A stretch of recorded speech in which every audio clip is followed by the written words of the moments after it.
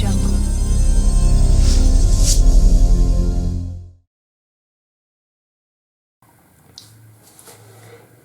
Καλησπέρα και καλώς ορίσατε σε ακόμα ένα unboxing.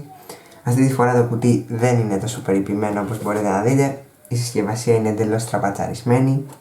Πλέον δεν ξέρω αν θα μπορέσω να εμπιστευτώ κάποιο δέμα στα ταχυδρομεία. Δεν ξέρω, είναι τα ελληνικά, είναι τα κινέζικα, τα βελγικά από τα οποία πέρασε το κουτί. Πάντως δεν ξέρω, δεν είναι κατάσταση αυτή για τη συσκευασία. Τέλος πάντων, ας την ανοίξουμε. Όπως έχετε καταλάβει, μιλάμε για ένα μικρόφωνο. Εδώ έχουμε λίγη χαρτούρα και από κάτω έχουμε το pop filter,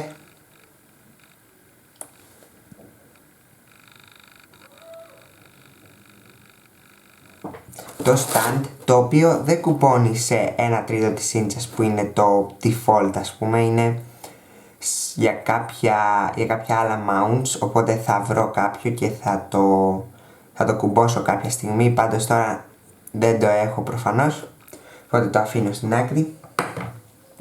Έχουμε λοιπόν το καλώδιο από XLR σε audio jack. Βέβαια θα χρειαστώ phantom power κάποια στιγμή, ώστε να έχω περισσότερη ένταση στον ήχο και λιγότερο θόρυβο. Και αυτό που όλοι περιμέναμε, το μικρόφωνο, το BM800 condenser μικρόφωνο. Είναι λοιπόν το χρυσό χρώμα, είναι όμορφο στην όψη, θα μπορούσα να πω. Από τα πιο ωραία μικρόφωνα και τα πιο καλά στην κινέζικη αγορά.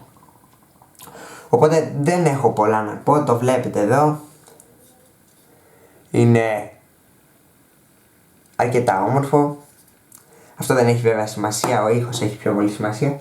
Ας βάλω λοιπόν και το pop filter. Οπότε με αυτό εδώ το πλάνο σας αφήνω. Αυτό είναι το μικρόφωνο BM800 χωρίς pop filter σε gain 10. Αυτό είναι το μικρόφωνο BM800 σε gain 20 χωρίς pop filter. Αυτό είναι το μικρόφωνο BM800 σε gain 30 χωρίς pop filter.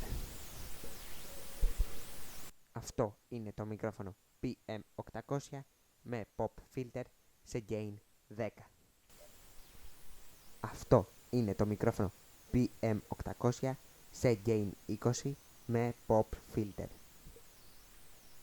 Αυτό είναι το μικρόφωνο BM800 σε gain 30 με pop filter.